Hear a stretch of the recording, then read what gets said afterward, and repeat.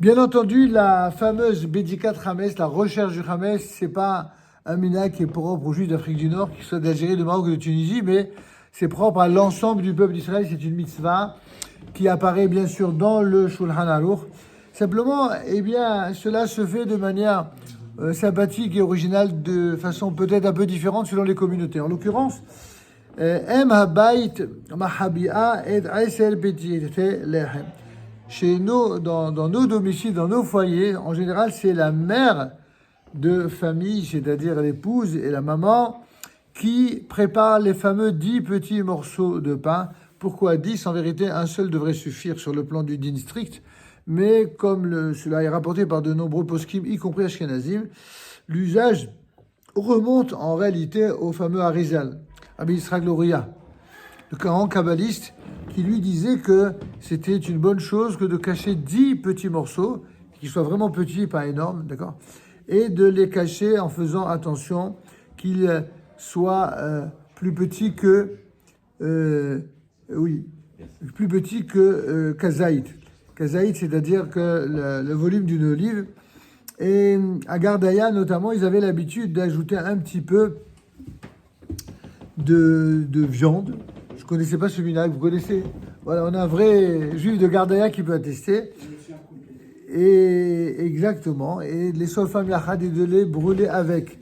Alors, bien que ce n'est pas écrit explicitement dans cet ouvrage que nous consultons ici aujourd'hui, puisque chaque fois on consulte, à part le Shulchan Aruch, qui est la base de référence, chaque année on a choisi un ouvrage différent. Cette fois-ci on a choisi un livre qui s'appelle Otzorot Emet, écrit par un certain Rav Nakash, dont j'ai beaucoup entendu parler, et qui s'est attelé à cette tâche de réunir beaucoup de minhagim, notamment d'Afrique du Nord. D'autres l'ont fait avant lui, mais c'est un des rares qui a mis en avant, parce que quand il parle d'Afrique du Nord, en général en Israël, il parle du Maroc et de la Tunisie. Il parle jamais de l'Algérie, comme si rien n'existait. Et lui, il a fait le contraire. Il a vraiment mis en avant, que ce soit de Gardaïa, de Constantine, d'Alger, d'Oran. Vraiment, il rapporte tous ces minhagim. D'où l'intérêt, et c'est pour ça que nous saluons cet ouvrage, Otzolot Emet. Emet, c'est un jeu de mots. Otzolot Emet, ce sont les trésors de vérité. Mais en vérité, Emet, qui signifie la vérité, ici, c'est également l'acrostiche de Algérie, Maroc, Tunisie. Algérie, Maroc et Tunis. C'est quelque chose de connu. C'est pour ça qu'il appelait ça Otzolot Emet. Et beaucoup de ceux, les quelques rares rabbanim qui se sont attelés à cette tâche, généralement ont écrit des livres avec le mot Emet pour rappeler ce caractère tout à fait singulier qui unit et unifiait notamment les communautés d'Afrique du Nord. Anche Emet, Son Ebasa, n'est-ce pas? C'est encore autre chose, mais c'est pour dire qu'il y a un lien qui était très fort sur le plan des minhagim. Et là, en l'occurrence, c'est donc l'épouse qui avait à cœur de s'occuper de cela, et en faisant en sorte que les petits morceaux ne soient pas des morceaux trop importants. Et donc, la question qu'on peut se poser, mais pourquoi à Gardaïa, ils avaient cet usage aussi singulier d'ajouter de la viande? Ben, la raison, elle me semble très simple. Je ne l'ai pas lu nulle part, mais elle me semble évidente.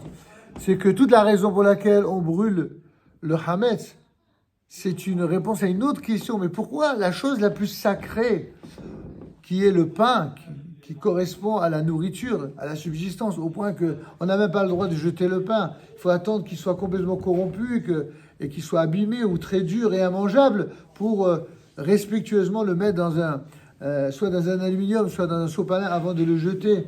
Mais habituellement, on fait attention, même les miettes de pain, on fait très attention. Et comment se fait-il que cette chose qui est une des choses les plus sacrées devient tout d'un coup la chose la plus honnie au point de devoir la brûler? Et la réponse, elle est très simple, c'est que pendant cette période de Pessah, eh bien, le pain représente tout ce que représente l'orgueil qui enfle chez l'être humain et tout ce qui correspond également au Hametz, c'est le Yetzirah, le mauvais penchant. Et donc, quand on brûle le Hametz, c'est pour brûler le mauvais penchant. Maintenant, qu'est-ce qui caractérise le plus le mauvais penchant chez l'être humain? C'est l'animalité qui est en lui. Et qu'est-ce qui fait que les êtres humains sont souvent attirés par la viande? C'est aussi pour nourrir d'une certaine manière l'animalité qui est en eux. Donc je trouve que c'est un beau minhag, même si personnellement je l'ignorais. Mon grand-père, c'est sûr qu'il connaissait puisqu'il était rabbin là-bas. Mais par contre, moi je ne connaissais pas ce minhag, mais je le comprends immédiatement. Ça me parle. C'est-à-dire qu'en fait, en associant de la viande à du pain pour la brûler, c'est une manière symboliquement de brûler le Hametz avec toute l'animalité que constituent les tentations physiques d'un être humain vers la faute. Et c'est justement cela que nous devons faire lorsque nous brûlons le Hametz la veille de Pessah. Voilà, nous sommes arrivés à l'heure. Vous pouvez appeler ceux qui sont là, les mariés, vous les appelez pour l'office de Harvit. Rabbi Hanan, Rishon Baras HaKadosh Baruch Hu Zevot Vichai Balam Dor Shemar Adonai Hametz Mashiach Torah Veyadir Kaddish al Israël.